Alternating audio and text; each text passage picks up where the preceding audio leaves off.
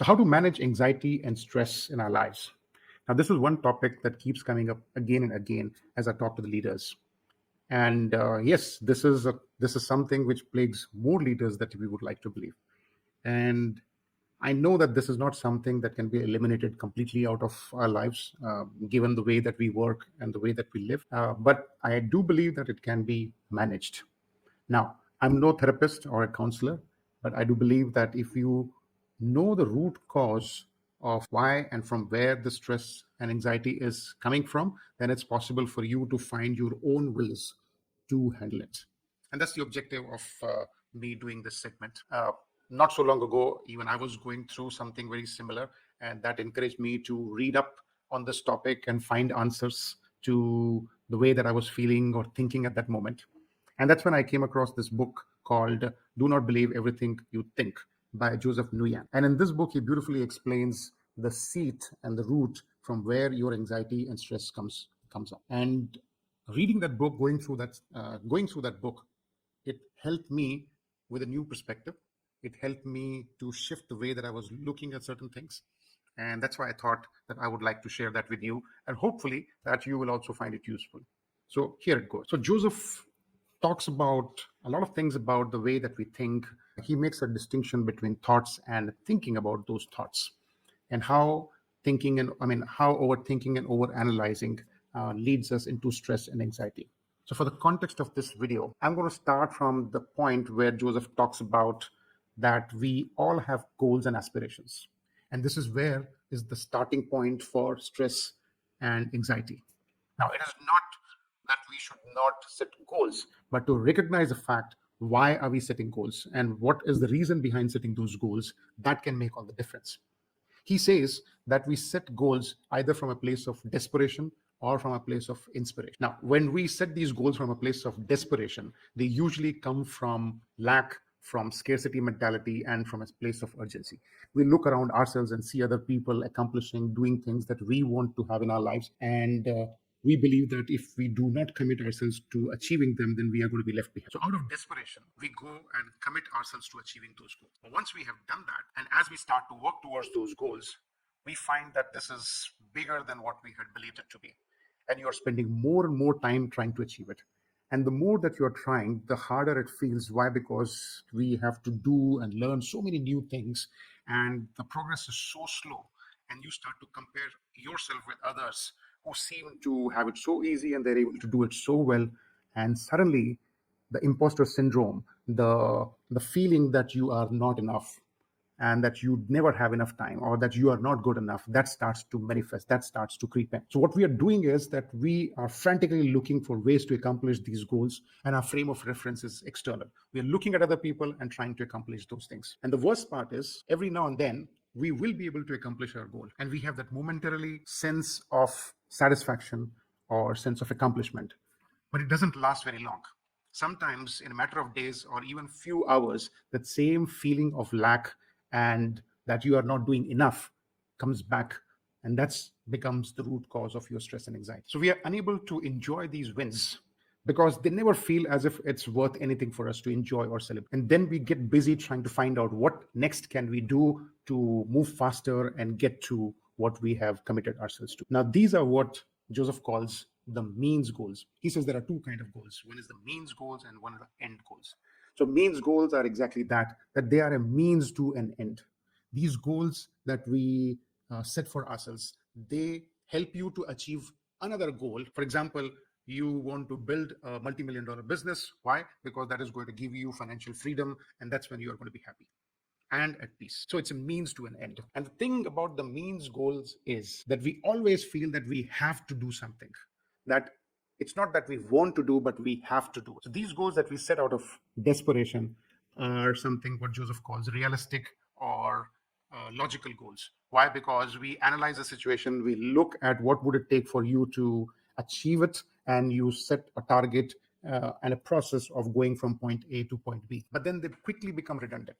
So while it may excite us momentarily, but they quickly become redundant, and then we feel that sense of lack once again. On the other hand, when we set goals from a place of inspiration, it's a completely different story. These are the end goals. These are something that you really want to do. They feel like they are a calling, that you were meant to, or you were born to do these things. And while reaching out for these goals, you are acting from a place of abundance, because you just want to do them because you feel like doing it.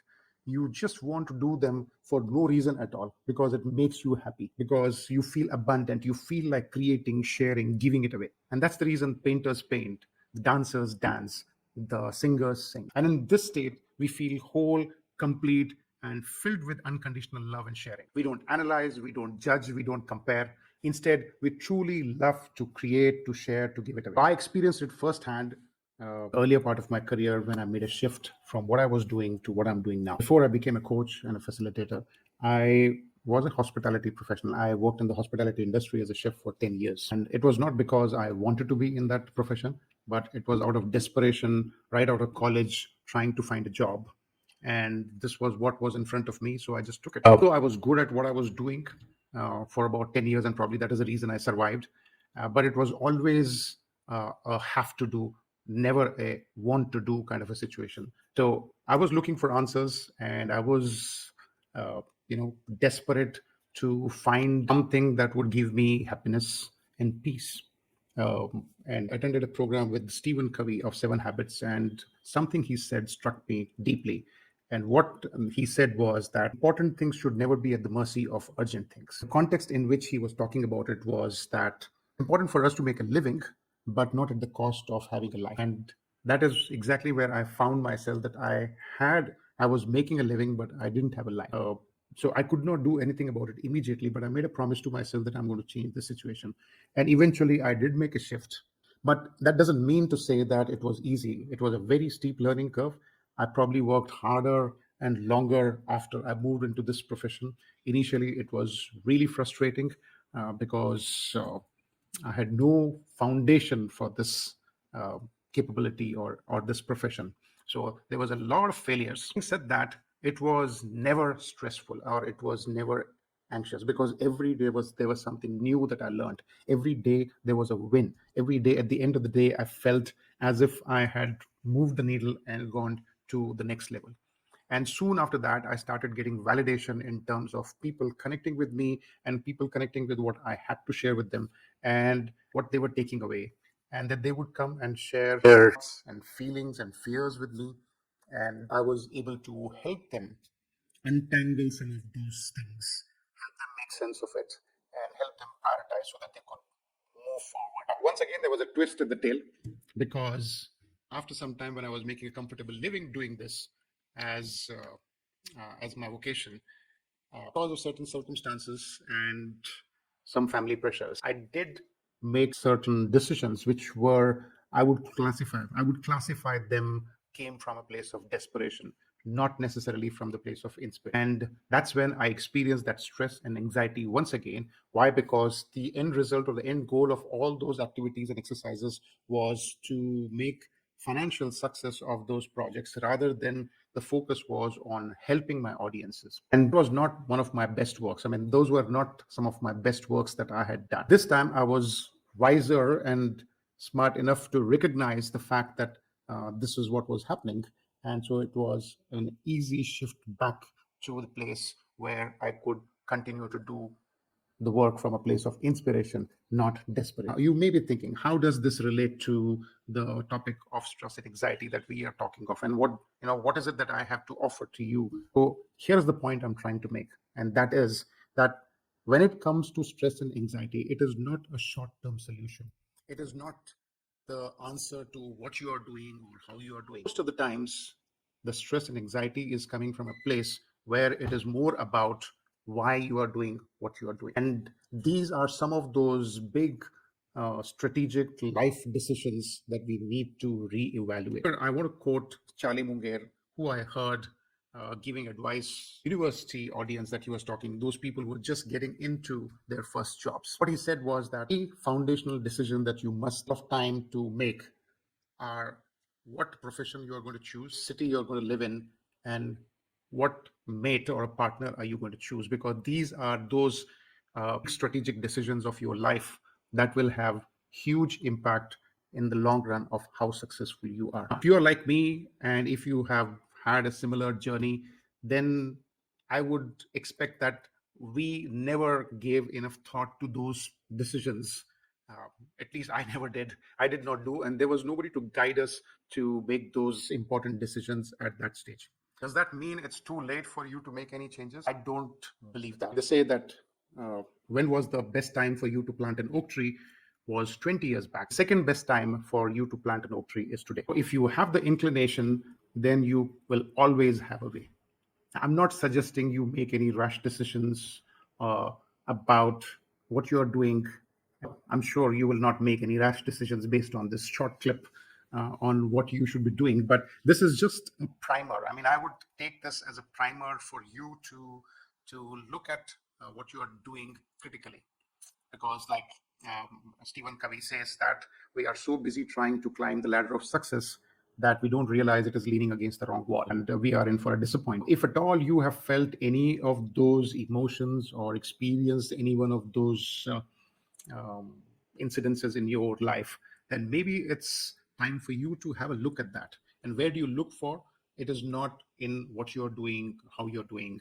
The question is much deeper in why you are doing what you're doing. What is your action item?